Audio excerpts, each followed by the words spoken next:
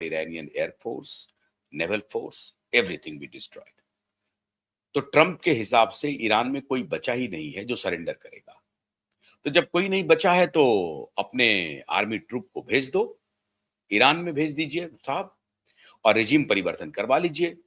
Pahlavi साहब तो इंतजार कर रहे हैं, उनको सत्ता परिवर्तन करवा दीजिए। आपकी तो चिर प्रतीक्षित डिमांड है कि हम रेजिम परिवर्तन करेंगे और वहां के लोगों को कह रहे हैं कि आप खुशी मनाइए, हमने दुनिया के सबसे खतरनाक व्यक्ति को अ, भेज दिया जन्नत में। वो शहीद हुए हैं और वहां के ईरान के लोग कह रहे हैं कि वो जन्नत में गए हैं और बड़े फख्र से कह रहे हैं कि हम हमारे सुप्रीम लीडर ने शहादत दी है। ईरान का बच्चा बच्चा कह रहा है कि हम शहादत देने के लिए तैयार हैं। ट्रंप साहब कह रहे हैं कि अब वहां कोई बचा ही नहीं है जो सरेंडर करेगा, युद्ध is over, war is over. मतलब लफाजी की, झूठ की भी कोई सीमा होती है।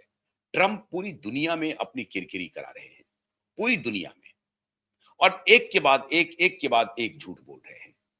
14 दिन बीत गए हैं, पूरी दुनिया में कोहराम मचा हुआ है। स्ट्रेट ऑफ हॉर्मुज में दोनों तरफ 600 से अधिक ऑयल टैंकर्स और वेसल्स जो ऑयल लेके जा रहे हैं या दूसरे जो जहाज हैं जो फ्रेट ले जाते हैं कोई सामान लेकर के, जो गुड्स टैंक जो वेसल्स हैं वो सारे फंसे हुए हैं।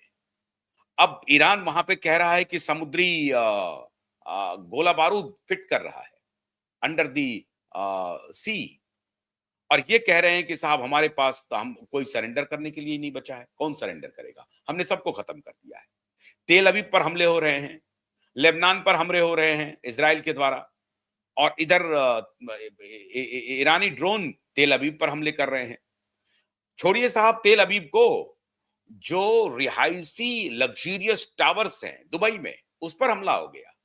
कुवैत में हमले हो रहे हैं, कतर पे हमले हो रहे हैं। लेकिन ये साहब कह रहे हैं कि नहीं नहीं हमने युद्ध को खत्म कर दिया। बड़ी अच्छी बात है, युद्ध को खत्म कर दिया।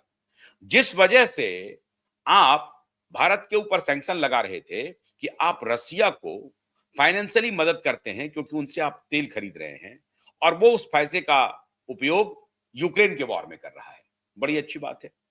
उधर एंटोनियो कोस्टा, बड़ा इंटरेस्टिंग सिचुएशन हो गया है जियोपॉलिटिक्स की। बेशर्मी की इंतहा हो रही है चारों तरफ से। यूरोपियन यूनियन के जो सेक्रेटरी हैं एंटोनियो कोस्टा, वो निर्लज्जता से कह रहे हैं कि इसमें सबसे फायदा किसे हो रहा है? रसिया को हो रहा है। तो फायदा करवा कौन रहा है? तुम्हारा आका करवा रहा है। अरे निर्लज्ज कहीं के, थोड़ा तो शर्म रखो। फायदा कौन करवा रहा है रसिया को? अभी रसिया ने क्या कहा मैं बताता हूं आपको। लेकिन एंटोनियो कोस्टा कह रहा है, यूरोपियन यूनियन वाले, कि फायदा हो रहा है रसिया को सारा फायदा हो रहा है। उनका तेल महंगा हो रहा है, वो अपना तेल बेच रहे हैं, और इस वॉर में सबसे ज्यादा फायदा रसिया को हो रहा है, और वो पैसा कमा रहा है और फिर यूक्रेन पर हमला कर रहा है। अरे साहब, तो यूक्रेन पे तो हमला वो 3 साल से कर रहा है, और इसी के लिए तो तुम रसिया को रोकना चाहते थे। अब जो युद्ध शुरू करवाया है, ये युद्ध रसिया तो शुरू करवाया नहीं है, कि ईरान हमले के लिए भी ईरान और इजराइल पाकिस्तान और अमेरिका वॉर के लिए भी रसिया जिम्मेदार है। एंटोनियो कोस्टा कहना क्या चाहता है कि ईरान, इजराइल और अमेरिका के युद्ध में रसिया जिम्मेदार है।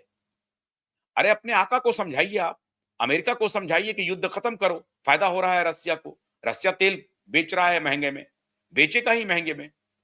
जब भारत को उसने कह दिया, जो उसका एक प्रकार से बहुत ही डिपेंडेबल अलाय रहा है, उसको जब उसने कह दिया कि भैया हम कमर्शियल रेट पर ही तेल बेचेंगे, तो मनसा तो साफ है।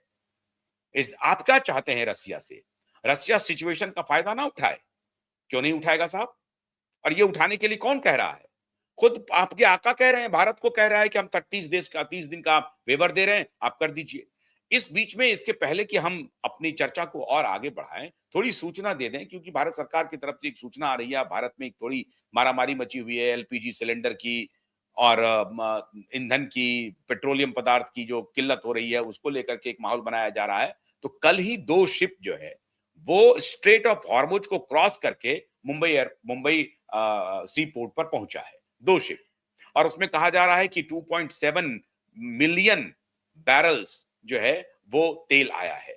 तो मतलब पर डे का जो भारत में कम से कम 1 मिलियन बैरल पर डे का कंजम्पशन है पेट्रोलियम पदार्थ का, तो उसमें से पेट्रोल और डीजल का तो वो कम से कम आ रहा है और सप्लाई पर कोई असर नहीं हो रहा है और सरकार कह रही है कि हम लगातार ईरानी जो विदेश मंत्रालय है, उनसे संपर्क में हैं, उनसे रिक्वेस्ट कर रहे हैं कि हम आप हमारे इंडियन ऑयल वेसल्स को, ऑयल टैंकर्स को आने दीजिए।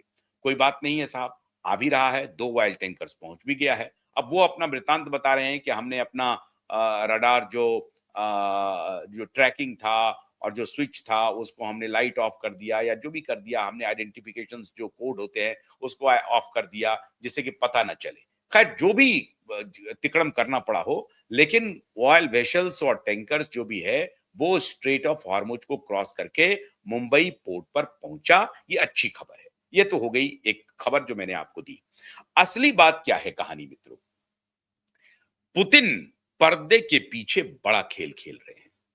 और फिर मैंने जिस बात की शंका जब शुरू हुई थी ईरान, इज़राइल और अमेरिका की वॉर, तो मैंने उस वक़्त ही कहा था, आपको याद होगा हमारे नेटवर्क ने भी कहा था कि ये मामला उतना आसान नहीं है जो काम वेनेजुएला में डोनाल्ड ट्रंप साहब ने कर दिया। वो छोटा-सा देश है साहब, वेनेजुएला को आपने कर दिया। लेकिन ईरान की जो भौगोलिक स्थिति है और आबादी है, 9 करोड़ आबादी है ईरान की और भौगोलिक स्थिति ऐसी है जिसमें वो आपको मात दे सकता है। ईरान इराक से लड़ता रहा, कुछ नहीं कर पाया। इतने दिन तक संघर्ष चलता रहा, शिया सुन्नी का संघर्ष चलता रहा, कुछ नहीं हो पाया ईरान का। लेकिन आपने इज़राइल का साथ तो लिया है, लेकिन स्थिति ऐसी आने वाली है, मैं आज फिर प्रेडिक्ट कर रहा हूं कि डोनाल्ड ट्रंप बेंजामिन नेतन्याहू को भी धोखा दे सकते हैं। और अभी खबर आ रही है लगातार ईरानियन जो न्यूज़ एजेंसीज़ हैं, उनके तरफ से खबर आ रही है कि नेतन्याहू के ऊपर अटैक किया गया है। सच्चाई नहीं है, अभी तक नेतन्याहू पिछले 2-3 दिन से पब्लिकली दिखे नहीं हैं। तो ईरान का जो न्यूज़ एजेंसी है और ईरान के जो और बाकी स्रोत हैं सूचना के, वो सारे कह रहे हैं कि नेतन्याहू एयर स्ट्राइक में मारे गए हैं। अब ये सच्चाई नहीं है क्योंकि इसकी कोई घोषणा नहीं है, इसकी कहीं से कोई पुष्टि नहीं हुई है। क्योंकि ये बात सही है कि इज़राइल के ऊपर भी खतरा है, वो भी बंकर्स में रह रहे होंगे, वो भी पब्लिक अपीयरेंस नहीं दे रहे होंगे। तो ये ज़ाहिर है कि इज़राइली भी फूँक-फूँक करके कदम रख रहे हैं। अब इसका ये तरीका ये हो रहा है कि ईरान कह रहा है कि हमने नेतन्याहू को खत्म कर दिया है। सच्चाई क्या है इसकी पुष्टि नहीं हुई है। लेकिन एक बात तो तय है कि 14 दिन तक वॉर एस्केलेट कर गया है और अगर ये वॉर 1 महीना तक एस्केलेट किया, तो नानी याद आ जाएगी अमेरिका की। मैं बार-बार कह रहा हूं कि अमेरिका दिवालिया होने के कगार पे है। ये मिड टर्म का ईयर है ट्रंप के लिए और ट्रंप ने वेनेजुएला से जो अपना रिज्यूम ठीक किया था, ईरान पे हमला करके ट्रंप ने अपने रिज्यूम को पूरी तरह से बर्बाद कर दिया है। खिलाड़ी पर्दे के पीछे कौन-कौन है? खिलाड़ी है पुतिन। पुतिन को मालूम है कि अगर